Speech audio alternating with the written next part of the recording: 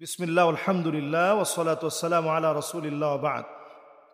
ইদানিং দেখা যাচ্ছে একটা ট্রেন্ডিং বিষয় চলছে, বিয়ের অধিকার চেয়ে মেয়েরা অনেক সময় ছেলেদের বাড়িতে গিয়ে অনশন করছে। এ ব্যাপারে ইসলাম শরিয়া কি বলে? এগুলো আসলে পশ্চিমাদের অনুসরণ। বিবাহিত কোনো নারী যদি নিজের ঘর ভেঙে এ জাতীয় কোনো সম্পর্কের দাবি করে যদি কারো বাড়িতে আসে, শরীয়ত বলে পাথর মেরে তাকে হত্যা করতে হবে। বাংলাদেশে যেহেতু ইসলামী আইন এখন এস্টাবলিশড হয় নাই, অন্তত বাংলাদেশের আইন অনুযায়ী যদি আপনি বিচার করেন, একে আইনানুগভাবে এদেরকে অ্যারেস্ট করে দণ্ডবিধি অনুযায়ী এদেরকে বিচার করা উচিত। কারণ এরা বাংলাদেশের কালচারকে ধ্বংস করে দিচ্ছে। এটা একটা কালচারাল আগ্রাসন।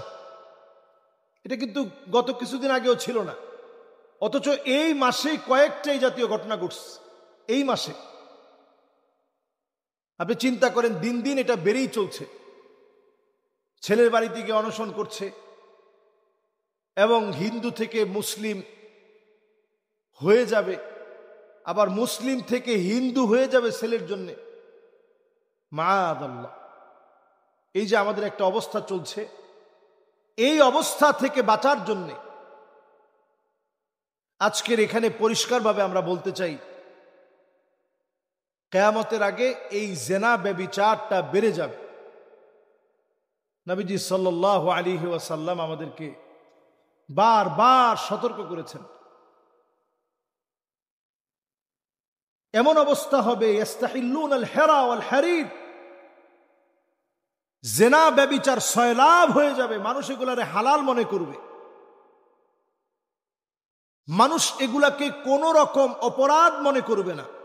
আপনি দেখেন, এরা একেবারে সাহসিকতার সাথে গিয়ে সাংবাদিকদের সামনে বলতেছে যে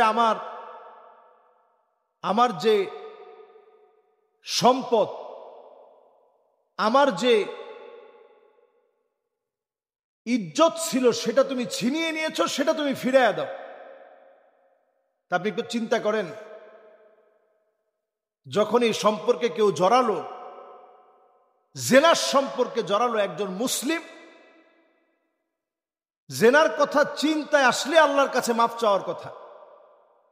সেখানে আমাদের সামাজিকতা, আমাদের সমাজের অবক্ষয় এমন হয়ে গেছে, 4 জন পুরুষ যদি সাক্ষী দেয় যে জেনার সম্পর্কে সে জড়িয়েছে, যদি অবিবাহিত হয় 100টা বেত্রাঘাত করতে হবে। শরীয়তের নির্দেশিত আল্লাহর বিধান এটি।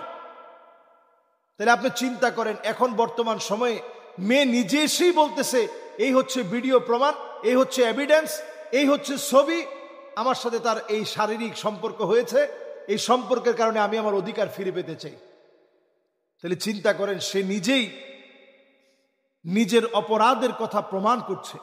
আজকে সমাজের ভিতরে এখনো কুলুষিত একটা অধ্যায় যখন মানুষের কাছে কোনো অপরাধ বলে মনে হচ্ছে না, ঠিক তখন এই বিষয়টি নিয়ে আমরা কথা বলছি।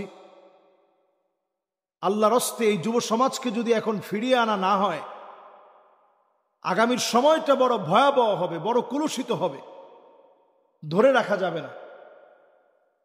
এমন একটা সময় আসবে, অধপতন ঘরে ঘরে ঢুকে যাবে, ফিতনাতুদ দুহায়মা সব দিকে ঢুকে যাবে।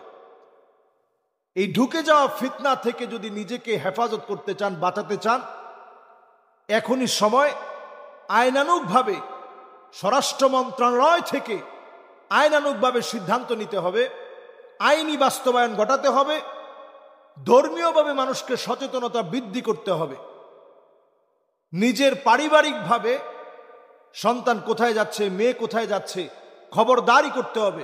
ছোটবেলা থেকেই অতি প্রাইভেসি, একেবারে দরজা বন্ধ করে সন্তানের বয়স মাত্র 7 বছর, তাকে বিরাট প্রাইভেসি দিয়ে দিলেন। 10 বছরের বাচ্চা আলাদা ঘুমায়, আলাদা মোবাইল চালায়, তার প্রাইভেসি আপনি মেনটেন করেন। কিসের প্রাইভেসি তার? এই সন্তানের বিয়ে হওয়ার আগ পর্যন্ত প্রাইভেসিটা কিসের?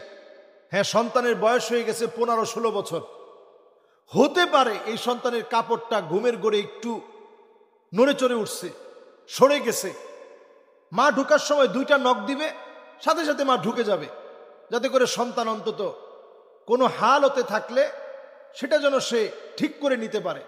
কিন্তু প্রাইভেসির নাম করে একা একা রুমের ভিতরে বাজে নেশার আড্ডা হচ্ছে, খারাপ খারাপ ভিডিও দেখছে, সারাদিন গেমস খেলতেছে, তার ভবিষ্যৎ ধ্বংস করছে, এই জাতীয় কাজ করতে দেওয়া যাবে না। এবং যদি সন্তান এমন কাজ করে ফেলে যেগুলো এখন অহরহ হচ্ছে, এদের ব্যাপারে অবশ্যই এই সন্তানকে এনে আপনি নিজে বোঝান। এবং এই সমাজের দায়িত্ব হচ্ছে এই জাতীয় ঘটনা ঘটলে এদেরকে একত্রিত করে শাস্তির আওতায় আনা। ওই ছেলে ওই মেয়ে লাগলে দুই পরিবারকে সামনে এনে এই ছেলে মেয়ের শাস্তির বিধান নিশ্চিত করা এবং আইনানুগভাবে এদেরকে পুলিশে হস্তান্তর করা, এটা আমাদের সমাজের একটা দায়িত্ব। যদি এটা না করেন ক্রমশ দেখবেন এগুলা বেড়েই চলছে, সমাজের এই সিস্টেম নষ্ট হবে। আল্লাহ তাআলা আমাদেরকে বোঝার তৌফিক দান করুক।